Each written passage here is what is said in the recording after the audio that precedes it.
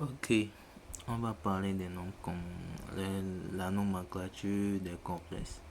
Bon, pour nommer un complexe, il faut certaines règles. Il faut qu'on respecte certaines règles. Donc, pourquoi on doit respecter certaines règles? Parce que ces règles-là sont, je sais pas, on est obligé de respecter certaines règles parce que les ligands n'ont pas la même nature. Vous voyez? Sinon, il y aura juste une règle unique pour les nommer, quoi. Donc, et pour nommer un ligand qui porte une charge négative, il y a sa méthode pour nommer. Pour nommer un complexe qui a une charge positive aussi, il y a sa méthode pour nommer un complexe qui est neutre et aussi il y a sa méthode pour nommer un complexe et qui est, je sais pas, qui porte une charge mais qui est neutralisé par un ion aussi. Il y a ça. Donc ça dépend des ligands aussi. Ça dépend souvent c'est un ligand qui porte des charges. C'est ce qui caractérise même et les différentes règles de nomenclature ça. Donc on va prendre le cas de d'un ligand qui porte une charge négative. Si on prend un ligand qui porte une charge négative, et il est caractérisé par une terminaison O. Vous voyez, non? Par exemple les charges, les atomes qui portent les charges négatives. Déjà, les classes, si on prend les halogènes, tous les halogènes, ils portent une charge négative. Donc, on peut prendre ça par exemple, le chlorure, par exemple, ça fait chloro. Donc, c'est ion chloro. Vous voyez? Donc, ça fait chloro, ça fait fluoro, ça fait bromo. Vous voyez? Iodo aussi, s'il y a l'iode. Vous voyez, non? Maintenant, il y a encore d'autres molécules qui sont et d'autres ligands qui sont chargés négativement. Par exemple, l'ion sulfate négativement, il y a deux mains. Donc ça devient sulfato. Il y a cyanure qui devient cyano. Il y a le thiocyanato aussi, qui est le soufre, le CN, SCN-. Il y a le OH- aussi, c'est un groupe hydroxyle, mais comme c'est un ligand, ça devient hydroxo. Bueno, donc il faut connaître ces noms-là. D'abord, là dans les règles pour nommer, on va vite s'en sortir. Maintenant, pour les ligands qui sont neutres, eux ils ont des noms spéciaux. Ils ont des noms appropriés à chacun d'eux, quoi. Donc si on prend le H2O par exemple, ça s'appelle aqua. Le ligand H2O c'est aqua. Le ligand H3 c'est amine avec deux M. Avec des mains, voici ça. Puis quand on prend le CO, le carbone, ça fait le carbonyle. Ce n'est pas le monoxyde de carbone, ça fait le carbonyle. Si on prend le NO, ça fait le nitrosyle. Quand ça fait, on a ici S, ça fait quoi? Il y a S qui est thio, ça fait thiocarbonyle. Ici aussi NS, ça fait donc quoi? Thionitrosyle. Vous voyez, c'est comme ça s'écrit. Ok. Maintenant, on utilise souvent aussi certains préfixes pour indiquer le nombre de ligands qui est dans le complexe. Vous voyez, non? Il peut y avoir 3 ligands, 3 fois le même ligand, 4 fois le même ligand, 5 fois le même ligand. Donc, vous-même, vous savez, quand c'est une fois, ça fait mono. Quand c'est deux fois, ça fait di. Quand c'est 3 fois, ça fait tri. 4 fois, c'est tétra. 5 fois, penta. Et puis 6 fois, hexa, ainsi de suite. Maintenant, ces préfixes-là nous permettent de quoi? De dire, d'indiquer le nombre de ligands qui existent dans le complexe. Vous voyez, non? Maintenant, souvent, ça arrive que, c'est pas que ça arrive. Il y a certains ligands, les ligands qui sont polydentés, les ligands vraiment importants et vraiment complexes ou bien particuliers. Par exemple, le EDTA, les ligands bidentés, l'éthyldiamine. Par exemple, si le ligand là est, il est 2 fois dans le complexe, là, normalement ça fait bi. Donc ici on utilise bis. Et puis pour faire la nomenclature, on met le bis en parenthèse. Vous voyez, non? Et puis quand c'est 3 fois le ligand, ça fait tris. Si c'est 4 fois, ça fait quoi? Tétrakis. Vous voyez, non? Bon, ce qui est sûr, ça se limitera et non tétrakis quand même. On vous demandera pas, ça ne dépassera pas les 4. Ça ne dépassera pas 4. C'est un peu ça. Donc, par exemple, si on prend le thiamine, par exemple, il est 2 fois. C'est 2 fois le même ligand. Donc, on va dire quoi? Bis. On mettra le bis là en parenthèse. Vous voyez? On met le bis en parenthèse et puis on complète le nom du ligand même. Éthyldiamine. Vous voyez, non? Ok. Maintenant, quand on a un complexe, il y a 2 cas, ou bien voire 3 cas. Mais ces cas, on va les distinguer dans les exemples. Vous voyez? Bon, je vais vous parler de 2 cas là d'abord. Par exemple, si le complexe est chargé négativement. Si le complexe est chargé négativement, la règle dit que quoi? L'atome central doit prendre la terminaison at. Par exemple, si on a cuivre, on a fer, ça doit prendre la terminaison at, cuivrate, par exemple, ferrate, par exemple, nickelate, par exemple, ainsi de suite. Vous voyez, non? Donc, suivi de son degré d'oxydation. Donc, on doit savoir aussi comment calculer le degré d'oxydation d'un atome central. Vous voyez? Ok. Donc, dans la nomenclature, on précise le degré de l'atome central en mettant ça en chiffre romain. C'est toujours mis en chiffre romain. Ok. On va prendre quelques exemples pour distinguer ces cas-là. Donc, on va prendre un ligand qui est chargé positivement. Ici, le ligand c'est chargé positivement. On a quoi? On a ici, ça c'est le cobalt, on a H2O6, ici 2+. Ici, on sait automatiquement que le ligand H2O est un ligand neutre, donc ça ne porte pas de charge. Du coup, le 2+ là, ce charge de plus là, n'est que pour, ne sera obligatoirement pour le cobalt. Du coup, le degré de l'oxydation du cobalt c'est +2 à chiffre romain. Maintenant, comme le complexe est un ion,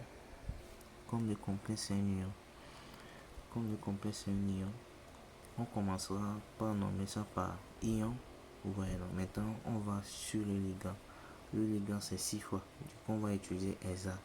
C'est pas un ligand et polydenté. Vous voyez, non?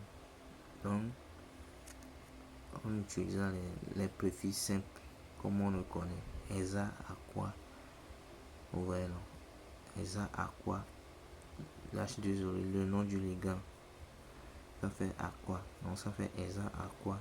Maintenant 2 cobalt. En précisant toujours le degré d'oxydation qui est 2. Vous voyez. Maintenant on va encore prendre ce même type de ligand. Un ligand qui est encore chargé positivement.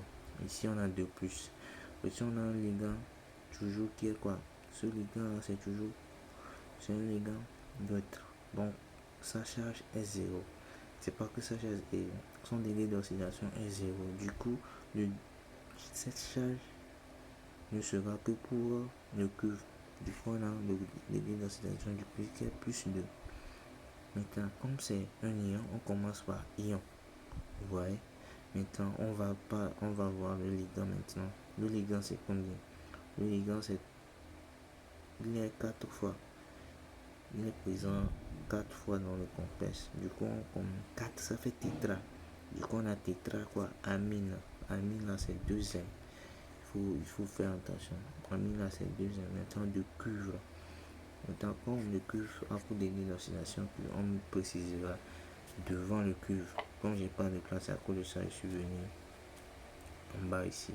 Ouais, non. Ok. Maintenant, on va prendre un exemple pour ça. Un complexe chargé négativement. Déjà, ce complexe-là, il faut savoir, il faut connaître au préalable, il faut avoir, je sais pas, il faut savoir, il faut connaître comment on détermine les ligands qui portent les charges là. Il faut toujours connaître leur charge. Parce que si tu connais pas leur charge, tu peux jamais trouver le degré d'oxydation de l'atome central facilement comme ça. Du coup, cyano là, c'est une charge, il porte une charge négative moins. Voilà, il porte une charge négative moins. Alors que le ligand a 6 fois. Donc ça fait 6 fois moins 1, ça fait moins 6. Or, on va calculer ça. Déjà, ici, ça fait le degré d'oxydation du cuivre plus quoi 6 fois le moins 1. On ne mettra pas le moins dans le complexe pour vous indiquer ça. Non, vous-même vous devez savoir que le cyano, l'ion cyano est chargé négativement. Du coup, ça fait quoi? Plus quoi 6, comme c'est chargé négativement, ça fait moins 1. Voilà, qui est égal à quoi? Moins 4. C'est la charge totale du complexe qui est moins 4. Donc c'est la charge et le degré d'oxydation du cube plus le degré d'oxydation du cyano qui donne moins 4. Voilà. Le degré d'oxydation du cube va être égal à quoi? Si on a moins 6 qui va de l'autre côté, ça fait 6 moins 4, ce qui donne plus 2. Voilà, en mettant le degré d'oxydation du cube, ça fait plus 2. Maintenant, ce complexe c'est un ion, mais pour nommer ça, on va commencer par ion. Très important. Maintenant, on sait déjà dit que quand c'est une charge négative, on doit attribuer quoi? On doit attribuer la terminaison at à l'atome central. C'est ce qu'on s'était dit ici. Vous voyez? Maintenant, on est ici. On va voir notre ligand. Notre ligand, il est quoi? Il est à 6 fois. Il est à 6 fois, donc ça fait quoi? On aura ici ESA. Ici. Ici, on a quoi? ESA quoi? On a dit cyano. ESA cyano. Maintenant, on va attribuer une terminaison at à l'atome central. Et puis, c'est toujours collé au ligand. C'est toujours collé au ligand. Suivi du nombre d'oxydation. Du coup, on a quoi? ESA cyano de quoi? ESA cyano cuvrate. Donc, ici, on a cuivre, donc ça fait cuivre. Ça fait quoi? Cuvrate.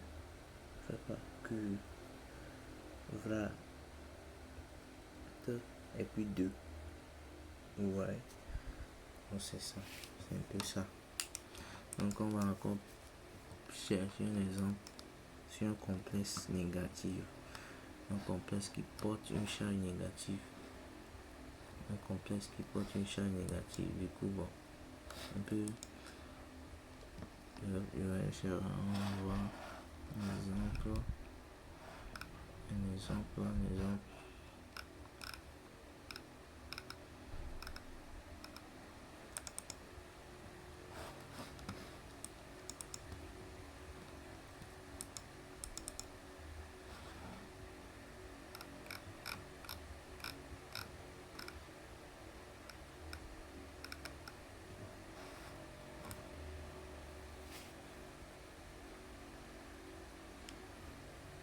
Du coup, c'est un peu ça. Du coup, bon, ça, c'est pas forcément collé. Pas forcément collé. Du coup, on a quoi? Je vais prendre un autre exemple aussi. On peut prendre ça là. Ce complexe là. Fe, H3, 5, H2O. De plus. Ici, automatiquement, on a deux ligands. On a deux ligands. Les deux ligands sont neutres. Donc, forcément, le degré d'oxydation du fer ici est quoi? Est plus 2. Vous voyez là. Maintenant, on a deux ligands qui est neutre.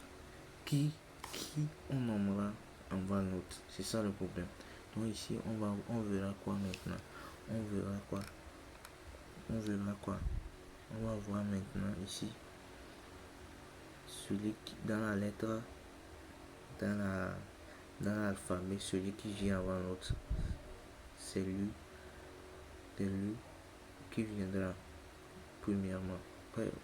Sans le préfixe, hein, sans comparer avec le préfixe. Le préfixe, lui, là part d'abord. Donc on va prendre, ici on a quoi? NH3, c'est quoi? Mine. Et on a H2O, c'est quoi? A, quoi? AM. AM vient avant à quoi, non? Je mentis. On a quoi? A, B, C, D, E, F, G, H, I, J, K, L, M. Vous voyez, non? Q, lui, est vers la fin. Donc, c'est lui qui va venir premièrement. Vous voyez? Maintenant, on est là. On va quoi? On a ion. On a une charge. On a ion quoi? Ion quoi? On a ça, donc on a penta. Ion, penta. Penta. Et puis on ajoute quoi? Penta. Combien de ça? Ici. Bon.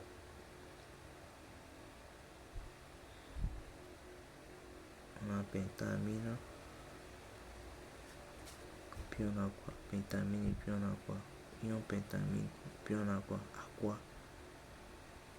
Aqua. Quoi? Ici on a quoi? 2. Quoi? De fer.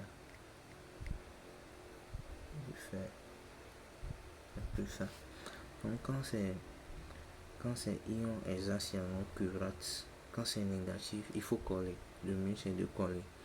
Et puis quand c'est un ion positif là, il faut dire 2, l'atome central. Moi je mets le nom de l'atome central. Donc nota bene. Quand on a quoi? On a deux ligands. Neutre. On respecte l'ordre alpha bétique. C'est ça. Ouais, c'est simple comme ça. On ne bûche pas la nomenclature des complexes. C'est impossible. C'est impossible. Il y a plus de des vingtaines de complexes à nommer. Toi, tu vas bûcher ça. Ok, bon. Je vais voir s'il y a un exemple encore.